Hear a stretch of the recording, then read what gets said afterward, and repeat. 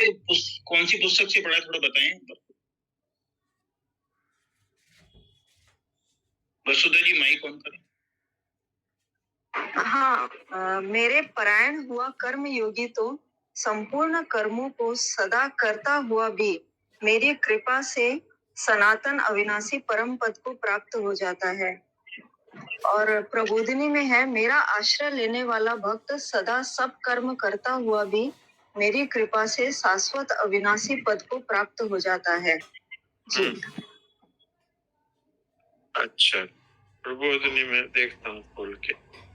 मेरा आश्रय लेने वाला भक्त सदा सब कर्म करता हुआ मेरे कृपा से शाश्वत अविनाशी पद को प्राप्त हो जाता है।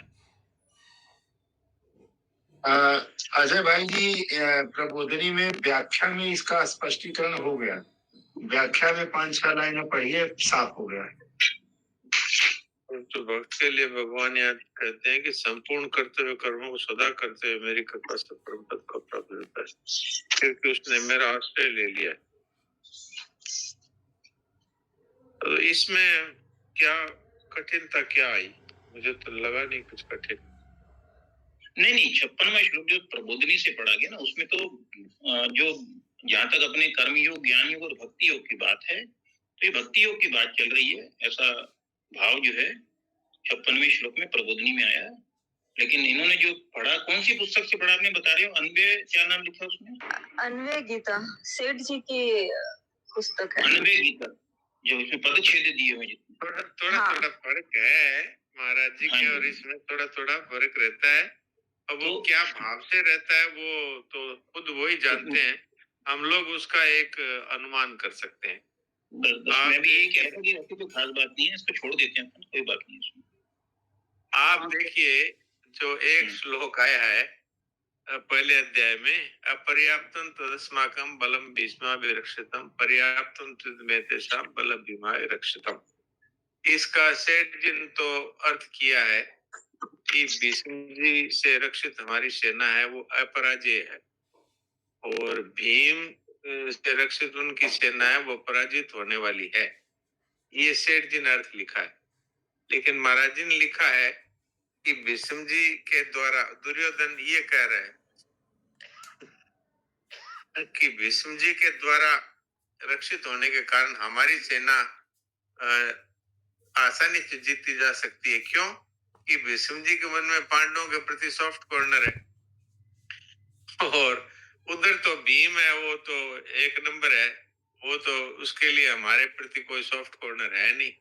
तो इसलिए हमारी सेना है वो पांडव सेना को जीत नहीं पाएगी। ये तो महाराज जी ने ये अर्थ किया है, और सेठ जी ने वो अर्थ किया है कि भीष्म जी के द्वारा रक्षित हमारी सेना है वो कभी भी हराई नहीं जा सकती।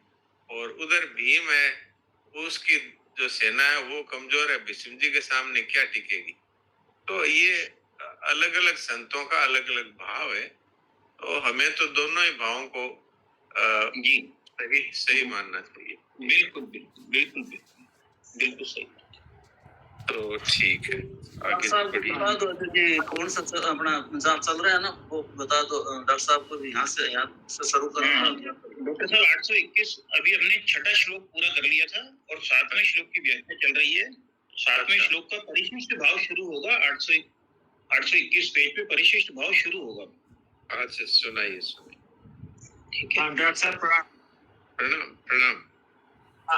अभी परिशिष्ट हम लोग पढ़ने जा रहे हैं, लेकिन उसके पहले थोड़ा सा आपका मार्गदर्शन चाहिए। बोलिए। एक पैराग्राफ इसी पृष्ठ पे दाहिने तरफ से एक पैराग्राफ शुरू हो रहा है, यदि साधक भक्त अपनी सारी अनुकूलताएं। हाँ, पढ़ रहा हूँ। इसमें क्या है, हम पहले प्रश्न अपना बता दे कि कहा जा रहा है कि अनुकूलता भगवान को दे दो और प्रतिकूलता संसार को दे दो। ये थोड़ा खटक रहा है, आप अपने ढंग से पढ़ें। यदि साधक भक्त अपनी सारी अनुकूलताएं भगवान में कर ले, अर्थात एकमात्र भगवान से ही अनन्य प्रेम का संबंध जोड़ ले, और सारी प्रतिकूलताएं संसार में कर ले, अर्थात संसार की सेवा करके अनुकूलता की इच्छा से विमुख हो जाए, तो वह संसार बंधन से बहुत जल्दी मुक्त हो सकता है। संसार में अनुकूल और प्रतिकूल वृत्तियों का होना ही संसार में बंधना है। साधक भक्त के लिए तो ये बात उचित ही लगती है कि अपनी सारी अनुकूलताएं भगवान में कर ले, अर्थात भगवान हमारे लिए जो कुछ भी करता है वही हमारे लिए अनुकूल है। ये साधक भक्त की बात। और अच्छा। संसार हमारे लिए, और संसार अगर हमारे लिए ऐसा लग रहा है कि हमें कोई धन दे रहा है और हमें कोई मान दे रहा है, तो भी हमारे लिए वो प्रतिकूल ही होगा, क्योंकि वो हमारे साधन में विघ्न पहुंचाएगा। तो इसलिए संसार में है वो जो कुछ भी हमें मिल रहा है वो हमारे लिए प्रतिकूल ही मानना चाहिए, और जो भगवान से जो मिलता है वो सारा का सारा अनुकूल है हमारे लिए। इस तरह से अगर मानेगा तो संसार बंधन से मुक्त हो जाएगा। जी ठीक है डॉक्टर साहब, ये बढ़िया। जी सुनाइए आगे। जी, तो 7वें अध्याय का परिशिष्ट 7वें श्लोक का परिशिष्ट भाव 8 से 21 पेज को सुनाइए। 6ठे अध्याय के 5वें श्लोक में भगवान ने सब तरह के सामान्य साधकों के लिए अपने द्वारा अपना उद्धार करने की बात कही थी, उद्धरेत आत्मनम आत्मनम। और यहाँ कहते हैं कि भक्तों का उद्धार मैं करता हूँ, तेषाम अहम समुद्धरति, इस 7वें श्लोक में।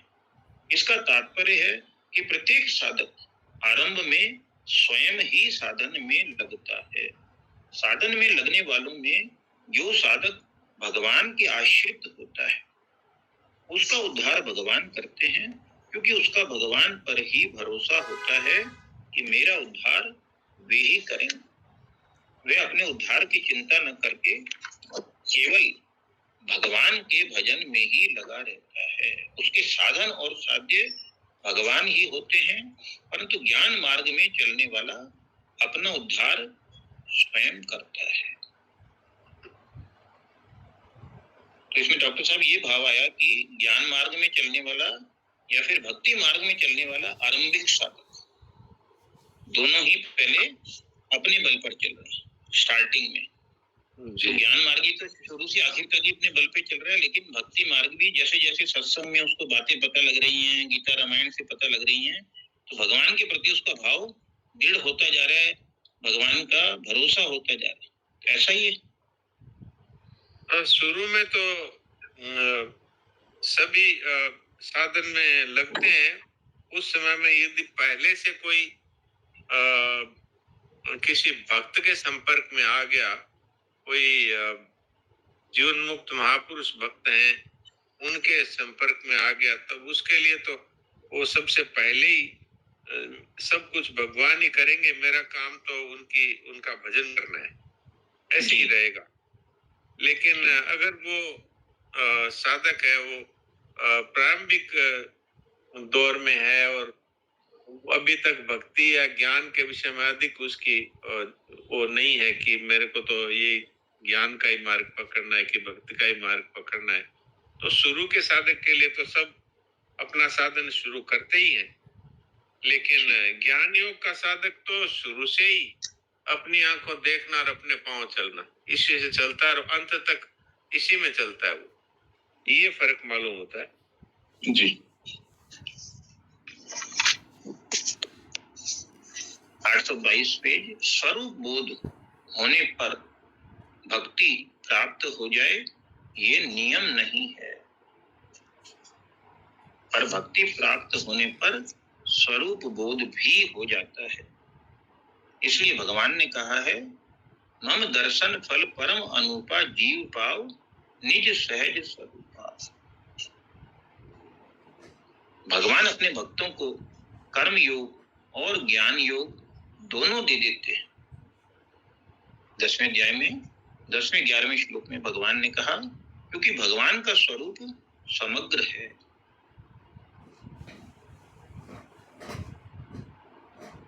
डॉक्टर साहब, इसका क्या भाव है कि क्योंकि भगवान का स्वरूप समग्र है?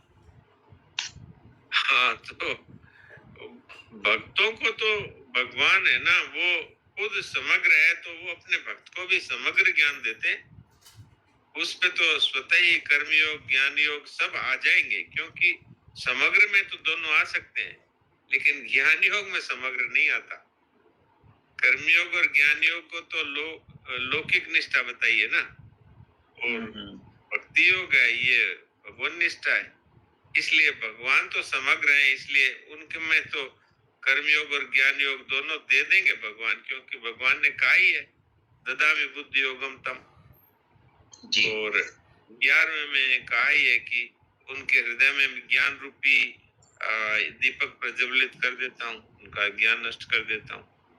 तो ये विशेषता तो है ही। भक्त के लिए अलग से कर्मयोग का ज्ञान खुद ही करे या ज्ञान योग में खुद ही चले, ऐसा उसके लिए आवश्यक नहीं है।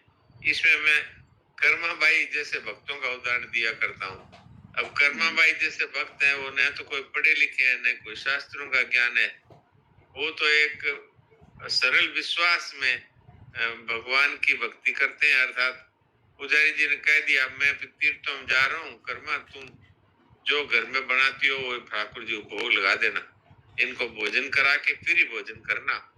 वो इनको अक्सर से सत्य मान लेती है और सरल विश्वासी है, तो वो तो जाके भगवान के यहाँ जो खिचड़ा है अपना वो ले जाके रख देती है कि अब आप आओ, और फिर अपने गंदे से कपड़े का ही पर्दा लगा देती है और भगवान फिर भोजन करते हैं।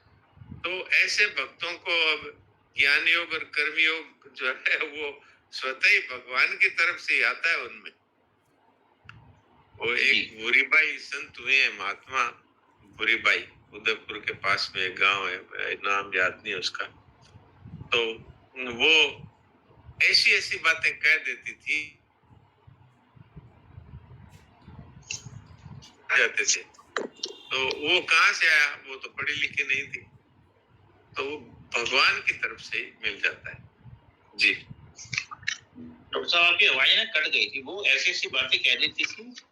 अच्छा, तो मैं ये लगाता हूँ हेडफोन, तब साफ आ जाएगा। नहीं अभी ठीक आ रहा है, बस वो बीच में थोड़ी सी कोई शब्द कट गया था जो शुरू में इसके बारे में बताया था, वो ऐसी ऐसी बातें करती थी।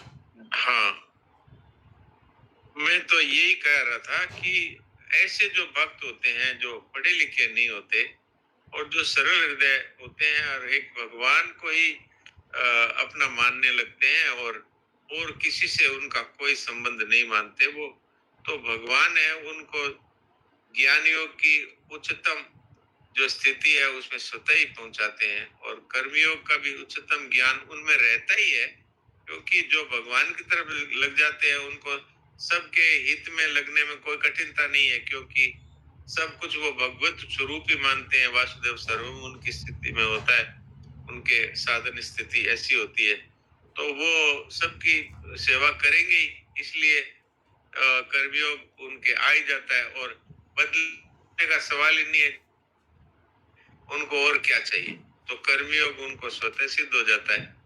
और ज्ञान योग है वो भगवान खुद ही कहते हैं उनके हृदय में मैं ज्ञान का दीपक जला देता हूँ, तो वो यही मेरा भाव था। जी जी अच्छा, राम राम राम राम। डॉक्टर साहब, सेठ जी भी कोई बहुत ज्यादा पढ़े लिखे थोड़ी थे। स्वामी जी महाराज क्या करते हैं? हाँ। स्वामी जी महाराज क्या करते हैं? सेठ जी मोटर को मटर बोलते थे। हाँ, बोलते ही थे, तो उनके प्रवचनों में आता है। तो मेरा कहने का भाव ये है कि बहुत ज्यादा पढ़े लिखे नहीं होने के बावजूद भी गहन शास्त्रों की बातें उनके प्रवचनों में आती है। आप बताइए शरणानंद जी महाराज की। शरणानंद जी महाराज का तो वो 6 साल के चली गई, तो फिर वो एक बार घर से निकल गए थे। उसके बाद में 11-12 साल के बाद में 17-18 के हुए तब घर आए।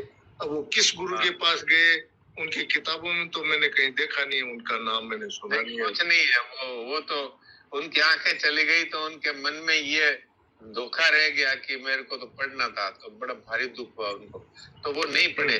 लेकिन आपको पता है उनकी लिखाई हुई पुस्तकें हैं, वो बिहार में यूनिवर्सिटी में चलती है, दर्शन शास्त्र में रिसर्च में तो स्वामी जी महाराज ने कहा कि 6 दर्शन होते हैं, शरणानंद जी का दर्शन 7वां है। हाँ, 7वां दर्शन है। तो जब उनके मन में ये संकल्प उठा कि मुझे तो उपनिषद पढ़ने थे, मुझे बहुत कुछ जानना था, तो गुरुजी जो उनके थे, बिना बोले ही गुरुजी बोल पड़े कि ठहरी भी बुद्धि में श्रुति और वेदों का ज्ञान स्वतः प्रकाशित होता है, यानी स्थित प्रज्ञ, ठहरी बुद्धि का मतलब। तो मेरे कहने का भाव ये था कि भगवान ही, ये सेठ की सरदानी जी की जो बात आई इस संदर्भ में, कि भगवान ही उनके जीवन में ये जो शास्त्रों का जो ज्ञान है, कर्मयोग ज्ञान, वो सब दे देते हैं, ऐसा मेरा भाव था। हाँ, तो मैं इससे और ऊंचा भाव आपको बताता हूँ कि भगवान स्वयं ही है वहां पर सब कुछ बोलने वाले। जय हो, बहुत बढ़िया। कोई फर्क थोड़ी है। मम साधर्म मांगता, भगवान कहते हैं वो मेरे ही इक्विवेलेंट हो जाते हैं, मेरे सहधर्मता को प्राप्त हो गए, अर्थात जो कुछ मुझ में है वो सब उनमें है, वो भगवत स्वरूप ही होते हैं। इसलिए उनमें अगर कोई तो ये स्वयं भगवान ही है वहां पर। बिल्कुल ठीक बात है, एकदम ठीक। इसलिए संतों में तो वो खाली हमको शरीर दिखता है, वहां है तो ठाकुर जी स्वयं ही। जय हो, बहुत बढ़िया। एक भाव और मेरे मन में आया, वो बताइए। मम दर्शन फल परम अनुपा, जीव भाव निज सहज स्वरूपा, ये आया ना। शबरी जी को कह रहे हैं भगवान। हाँ, लेकिन मेरा इसमें एक भाव आया कि अगर हम सूर्य भगवान को साक्षात सूर्य नारायण समझते हैं कि साक्षात ठाकुर जी ही चमक रहे हैं, और आप समझो ऐसा कोई प्रकाश का स्रोत हो सकता है कि जो अकेला ही पूरे भूमंडल को प्रकाशित कर दे? क्या ऐसा कोई हो सकता? तो ये स्वयं भगवान ही है। खुद सेठ जी ने भी कहा था ये ठाकुर, इनके दर्शन करो। तो हम अगर सूर्य भगवान के सुबह दर्शन करते हैं और हमारा ये भाव है कि ये साक्षात नारायण के मैं दर्शन कर रहा हूँ, तो तत्काल ही तत्व ज्ञान हो सकता है।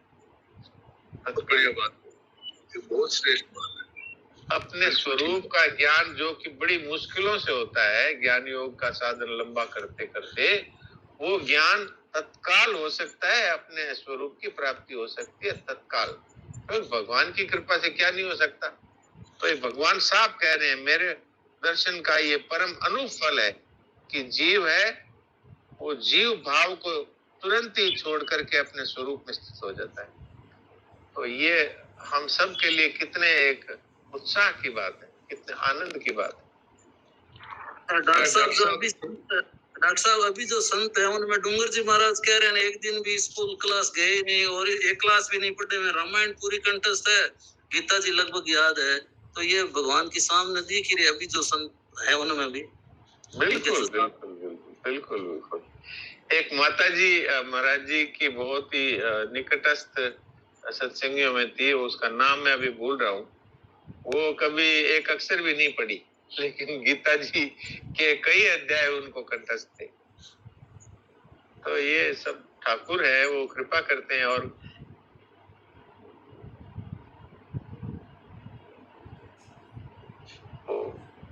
एक प्रासादिक ग्रंथ है, अर्थात स्वयं भगवान ही है। खुद सेठ जी की वाणी में ये बात आई है कि ये गीता है, ये साक्षात श्री कृष्ण की वांग्मयी मूर्ति है। तो इसलिए अगर किसी के हृदय में गीता जी प्रविष्ट हो जाती है तो इसमें आश्चर्य की क्या बात है, भगवान स्वयं ही है जी। कई उदाहरण अभी जैसे 2 साल पहले अभी गीता को ने मिलाया था, आचार्य जी ने मिलाया था किसी एक, जैसे 70 साल के आसपास की लेडीज है, क्या एक दिन भी स्कूल गई नहीं, क्या जानती नहीं, और गीता जी पूरी याद है। हाँ, तो इससे सिद्ध क्या हुआ? इससे यही सिद्ध हुआ कि गीता जी भगवान ही है स्वयं। तो वो अगर उत्साह है तो उसके हृदय में प्रविष्ट कर जाते हैं जी। राम राम जी। की बहू है ना जी, एक बार कीर्तन की बहू, और मेरे से कहना कि भाई साहब मेरी माँ की नानी बिल्कुल पर थी, और जो गीता ये मुझे पाठ करते ना, तो सुन करके पक्की सारी याद होगी उसका, पक्की। हाँ, तो ये तो भगवान स्वयं ही है, गीता जी बिल्कुल अनपढ़ थी वह। भगवान की मर्जी है तो। हाँ, मर्जी क्या हो, भगवान स्वयं ही है। वो जानते हैं कि इनके रुचि है तो भगवान स्वयं ही प्रविष्ट हो जाते हैं। राम राम। राम राम। मैं भी पढ़ी लिखी नहीं हूँ, स्कूल में कभी नहीं गई, फिर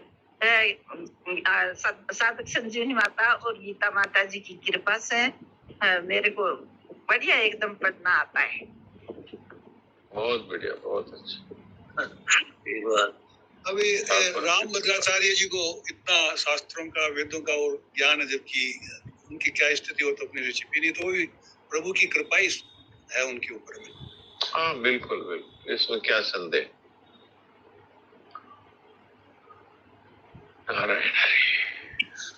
डॉक्टर साहब, एक दिन गीता पाठ शुरू, जैसे अपना एकादशी वाले दिन था, एक हफ्ता, तो आपने शुरू में कुछ बातें बताई, समग्र के विषय में भगवान की बात बताई थी। जी जी। कि तो इसमें नम्र निवेदन में एक जगह आया कि गीता में भगवान साधक को समग्र की तरफ ले जाते हैं।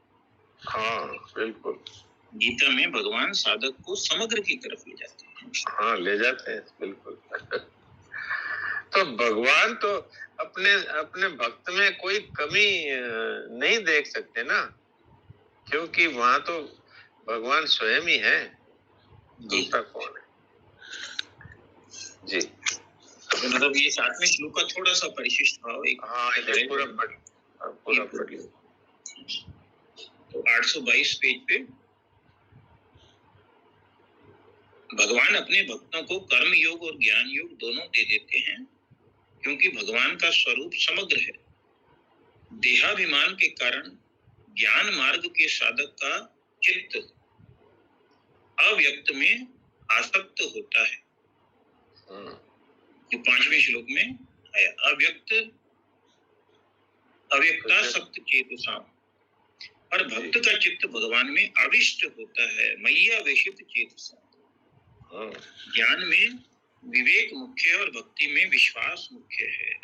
ज्ञान में अपरा प्रकृति त्याज्य होती है और भक्ति में वह भगवत स्वरूप होती है। नारायण नारायण नारायण।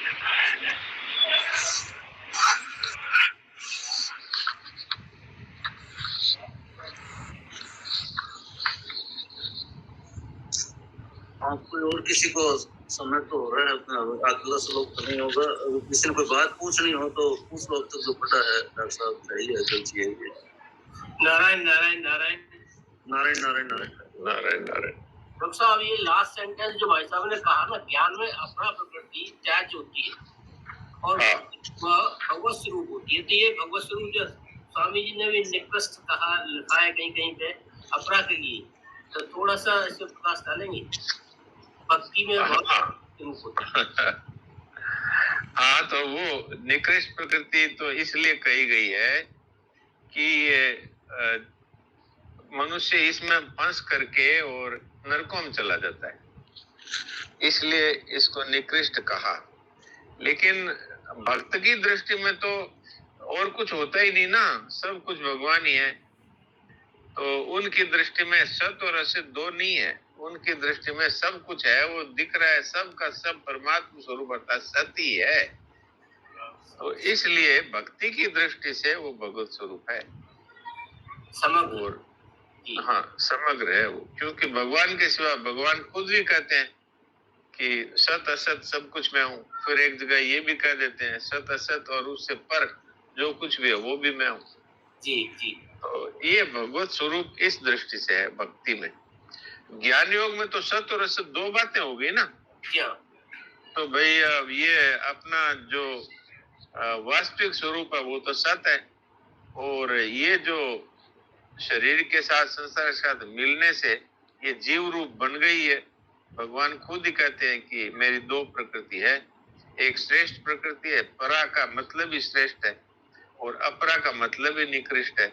तो ये निकृष्ट कैसे हो गई कि ये श्रेष्ठ होते हुए भी, और इसने संसार जो है नाशवान उसको अपना माना और फिर यही कह दिया यही मैं हूँ।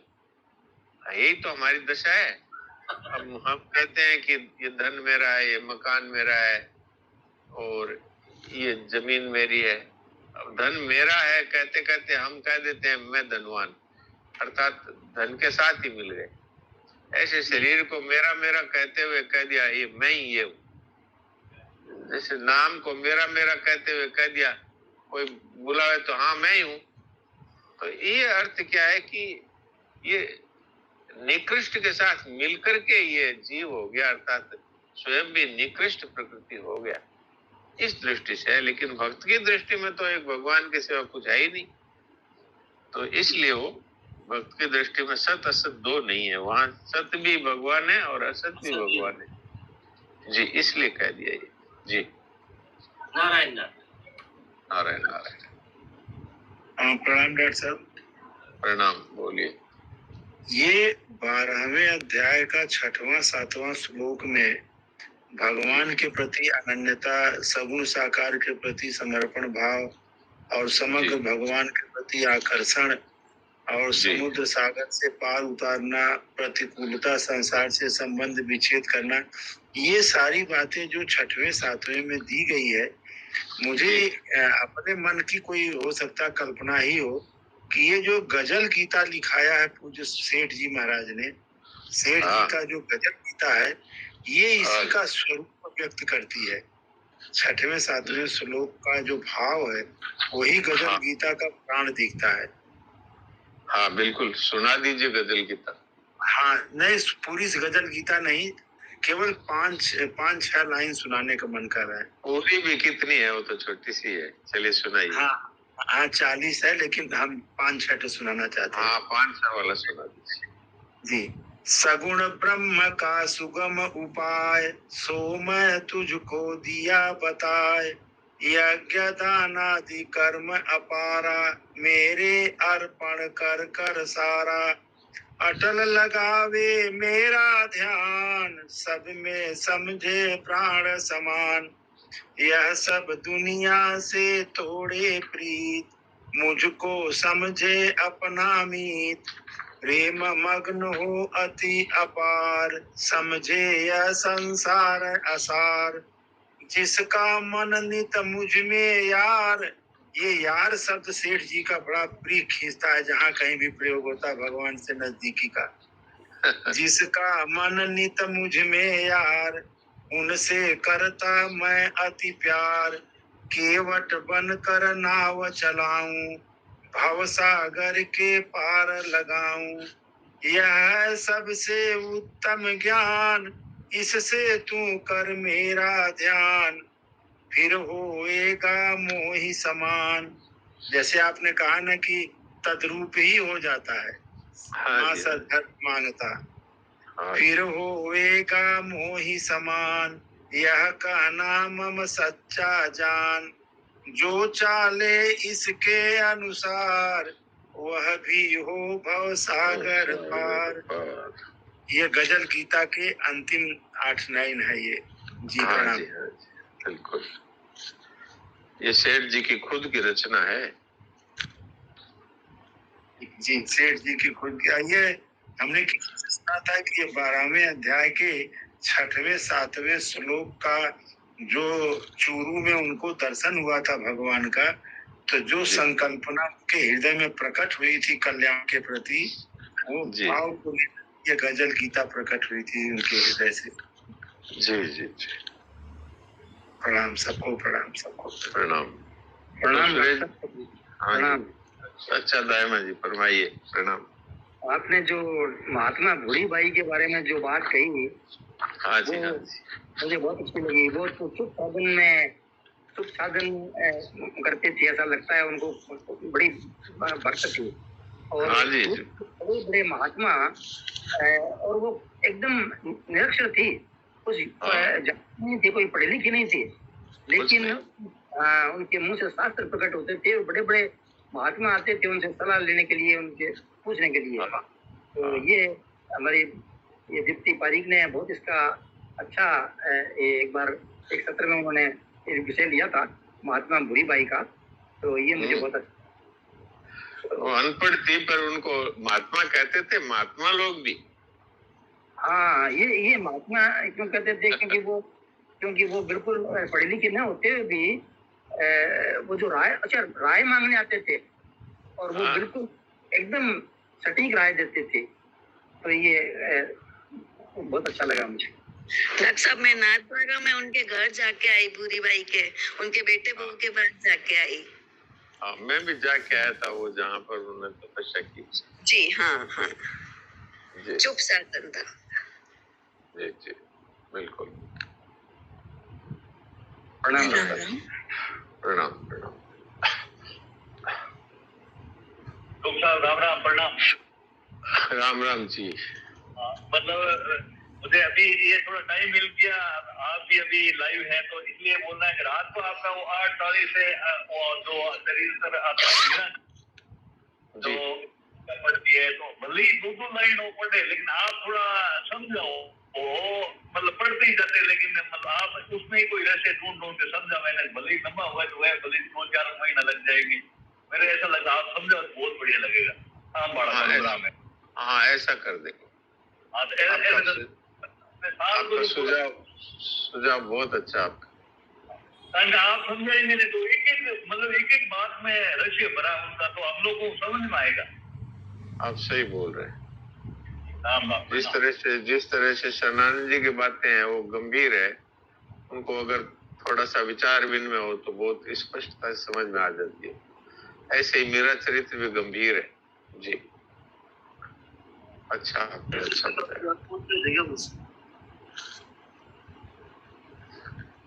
राम राम। राम राम डॉक्टर साहब। ऐसे पुरुष में हमारे संसार में देखते हैं राम नाम में तो लगे नहीं है ना, भगवान में लगे भी नहीं है। और वो लोग जब बीमार हो जाते हैं तो वो परिस्थिति देखते हैं कि वो ना तो भगवान को याद दिलाते हैं, और मेरा जैसा कोई चला जाए वो कहते गंगा जल पिला दो इसको। वो तो कहना चाहिए कि नहीं कहना चाहिए? नहीं, जरूर कहना चाहिए, जरूर कहना चाहिए और गंगा जल साथ ले जाना चाहिए। तो उनको अगर वो आपको इजाजत नहीं दे जब तो आपका कोई जोर नहीं है, फिर तो आप अपने घर में बैठ करके उनके लिए नाम जप करो, उनके लिए गीता जी का पाठ करो और उनको समर्पित कर दो। और अगर वो हाँ भर ले तो वहीं बैठ के भगवान नाम सुनाओ और गंगा जल उनके मुख में थोड़ा सा दे दो, क्योंकि उस समय में निगला नहीं जाता है, कई बार सांस में दिक्कत आ जाती है, इसलिए वो 1-2 बूंद ही डालना चाहिए जी। राम राम डॉक्टर साहब, जैसे कई लोग है ना मना कर देते हैं, जब तक सांसें ना निकल जाए ना तब तक उनको लगता है कि भाई गंगा जल देने से उनकी सांसें शायद निकल जाए। तो ऐसे में अपने को तो मान अपमान नहीं समझते क्या? नहीं, ऐसा नहीं, उनको समझाना चाहिए कि श्वास तो एक भी कम आएगा नहीं, एक भी ज्यादा आ सकता नहीं, लेकिन ये 1-2 बूंद गंगा जल डाल देंगे तो इनकी सदगति होगी, ये उनको समझाना चाहिए। फिर वो नहीं माने तो कोई बात नहीं है, अपने बैठ के राम राम सुनाओ, और वो राम राम भी नहीं सुनाने दे तो अपने शांत रहो, मन में मानसिक जप करते रहो उनके लिए, और फिर घर जा करके उनके लिए गीता जी का पाठ कर दो, चाहे 8वें अध्याय का पाठ कर दो, चाहे पूरी गीता जी कर दो, जैसी सुविधा हो। और उसका फल है जो उनको, जो प्राणी अभी जा रहा है उसको मिले, ऐसा भगवान से कह दो, बस अपना काम तो हो गया, और उस प्राणी की भी सदगति होगी अवश्य जी। हाँ जी, तो समय भी हो रहा है और किसी ने कोई बात पूछनी हो तो नहीं तो प्रश्न से बदल सकते। हाँ जी, भजन सुनाए। हाँ सुनाओ। सुनिए सुनिए, ये कबीर जी का भजन है, आप लोगों ने पहले हो सकता है सुना हो, पर ये बहुत अच्छा है इसलिए मैं सुनाता हूँ। क्या तन मांझता रे एक दिन माटी में मिल जाना,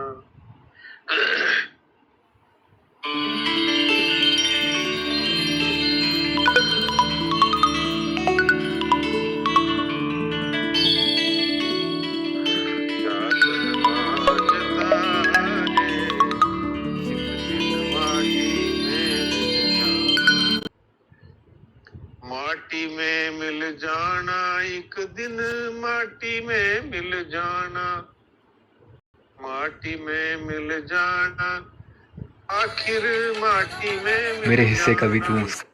क्या तन मांझता रे, एक दिन माटी में मिल जाना। माटी ओढ़ण माटी बिछावन, माटी का सिरहाना। माटी ओढ़ण माटी बिछावन, माटी का सिरहाना।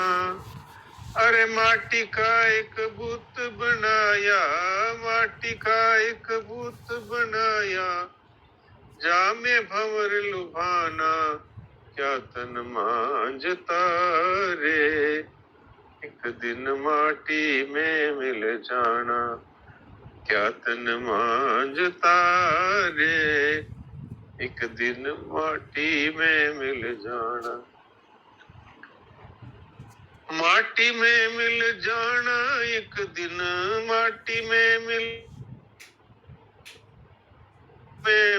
जाना।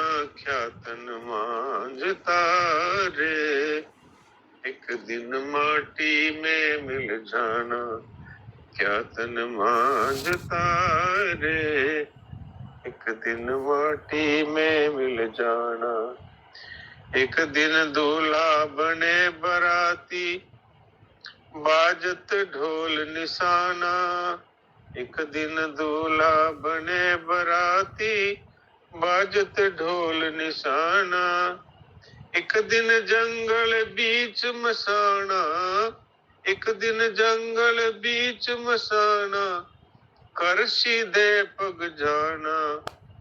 क्या तन मांझता रे, एक दिन माटी में मिल जाना। क्या तन मांझता रे, आखिर माटी में मिल जाना।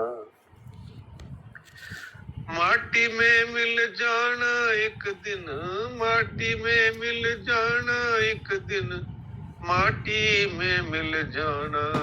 क्या तन मांझता रे, एक दिन माटी में मिल जाना।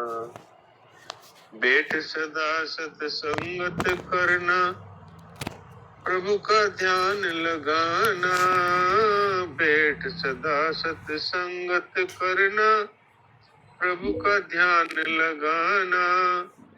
सबका स्वामी सिरजनहारा, सबका स्वामी सिरजनहारा, उनका हुक्म बजाना। क्या तन मांझता रे, एक दिन माटी में मिल जाना। क्या तन मांझता रे, एक दिन माटी में मिल जाना। करना है सो अब ही कर ले, नहीं तो फिर पछताना। करना है सो अब ही कर ले, नहीं तो फिर पछताना। कहत कबीर सुनो भाई साधो, कहत कबीर सुनो भाई साधो, फिर जन्म नहीं पाना। क्या तन मांझता रे, एक दिन माटी में मिल जाना। माटी में मिल जाना एक दिन, माटी में मिल जाना एक दिन, माटी में मिल जाना। क्या तन मांझता रे, एक दिन माटी में मिल जाना। क्या तन मांझता रे, आखिर माटी में मिल जाना। बहुत सुंदर।